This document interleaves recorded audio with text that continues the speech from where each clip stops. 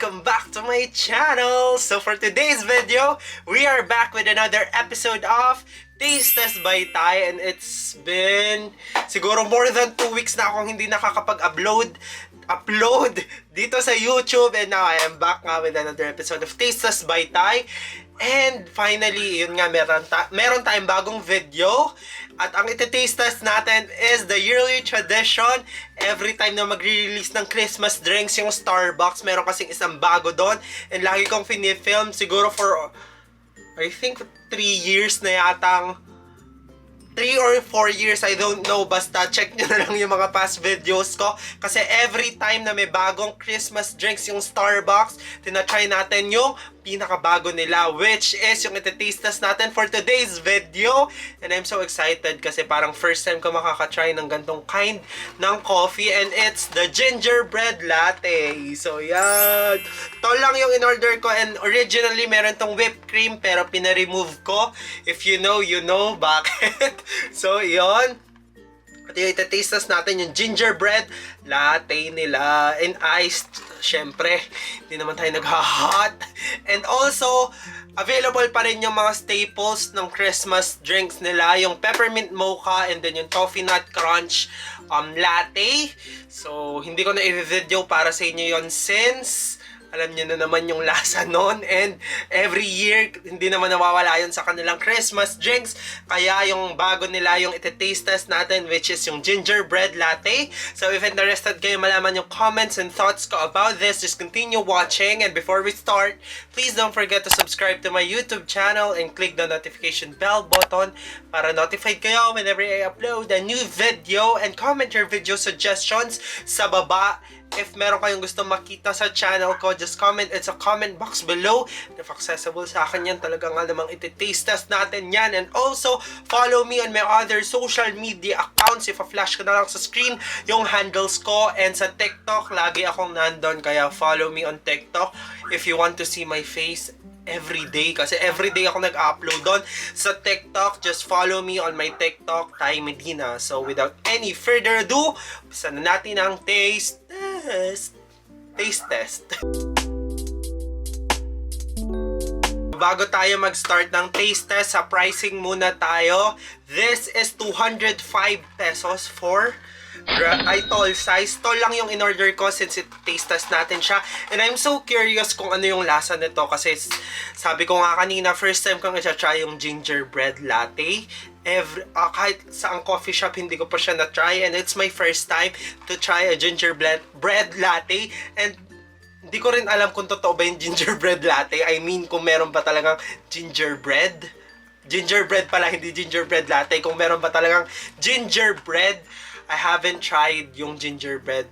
Kaya i-comment nyo if saan merong gingerbread na nag-o-offer para matikman ko kung ano ba yung gingerbread. Wait lang, tumapon. If naririnig nyo yung tahol ng aso ko, si Pepper, ewan ko, may kaaway na naman ata.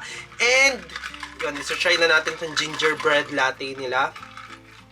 Wala muna pala tayong ASMR since drink yung iti-taste test natin. Wala siyang crunch or wala siyang any satisfying sound. I mean, satisfying eating sound. Kaya wala muna tayong ASMR for today's video. Kaya tikman na natin. Ang dami ko nang sinabi.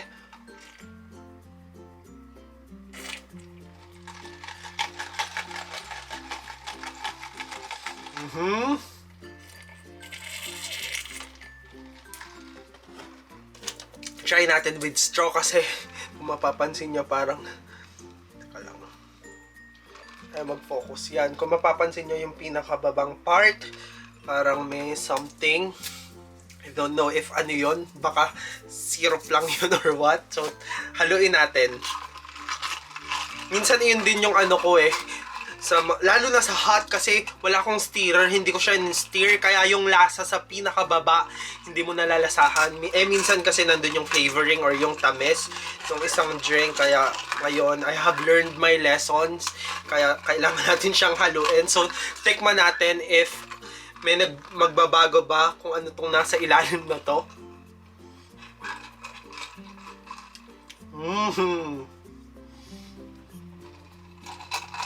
Tama nga ako, nandun yung flavoring sa baba. Pero Yung taas naman is may lasa naman. Kaya alam ko na yung sasabihin ko dito. Trinay ko lang talaga if may magbabago dun. Kasi kung mapapansin nyo nga, merong parang brownish na thing dito sa baba ng drink. Kaya hinalo ko. So, ang dami ko lang sinabi. Tapos na tayo sa taste test. So, tapos na tayo sa taste test. It's now time for my comments para dito sa newest drink from Starbucks, which is support of their Christmas traditions. Nga pala, it's sticker collecting season na naman from Starbucks. Kaya, sa mga gaya ko, kino-collect yung planner nila every year.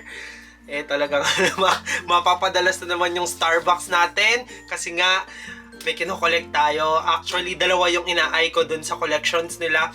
Yung merong tote bag and then yung planner. So, hopefully, makuha natin yun this year kasi it's a tradition na kailangang ipagpatuloy. So, balik tayo dito sa gingerbread latte nila. Tong gingerbread latte nila, merong drink na pag ininom ko to, naaalala ko yung drink na yon, and it's my favorite seasonal drink, which is yung pumpkin spice na wala na ngayon kasi nga December na, Christmas season na, tapos na yung medyo Halloween season natin, kaya wala na yung pumpkin spice, nagbabay na siya.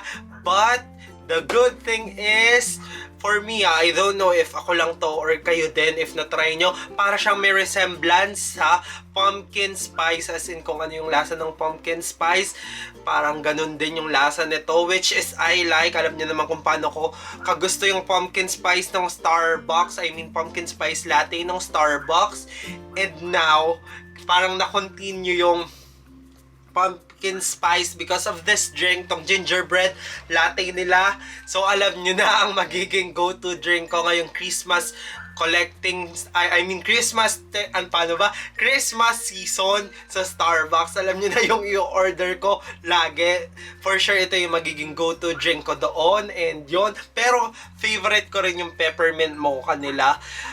And, yun nga, since ito yung bago, ito muna yung try ko. Pero for sure, orderin ko rin yung peppermint mocha nila. So, yun lang yung masasabi ko dito sa newest drink ng Starbucks, which is yung gingerbread latte.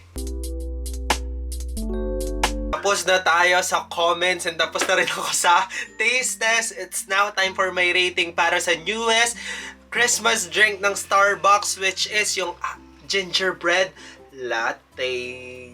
And also, nagbabalik din pala yung favorite ko, yung chicken fajitas nila. Kasi every Christmas lang din nila nire-release yun. And for sure, for sure makikita nyo yun sa TikTok ko. Yung taste test ng chicken fajita, if it's the same as nung last year. So, yon, abangan nyo yun sa TikTok ko. So, back tayo dito. Bago ko pala ibigay yung rating ko, this is available sa iced and hot. I'm not sure if pwede siya ng ice blended kasi yung peppermint mocha and yung toffee nut crunch, meron kasing ice blended variant yun, or yung frappuccino nila.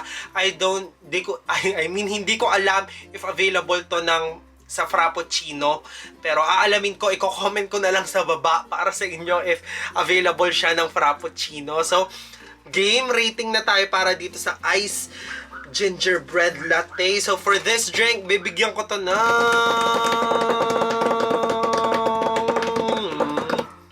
10 out of 10 kasi, yun nga, parang maiibsan kasi yung pagka-miss ko sa pumpkin spice latte since once a year lang siya lumalabas. Parang na-extend siya up till, I think, mga January or February, yung pumpkin spice kasi may resemblance talaga yung dalawa. Pero mas matamis to than the pumpkin spice latte. Pero okay lang yun. Basta malalasan ko yung pumpkin spice. Goods na sa akin yon. 10 out of 10. So, that's it for this episode of Taste Test by Ty. And if you do enjoy watching my video or kahit hindi nyo yan na-enjoy, you know the drill. Like, share, subscribe, and click the notification bell button para notified kayo whenever I upload a new video. And comment your video suggestions if meron kayong gusto makita sa channel ko. Just comment it sa comment box below. But for now, this has been Ty, and I will see you guys on my next one. Cheerios. Bye-bye. TY.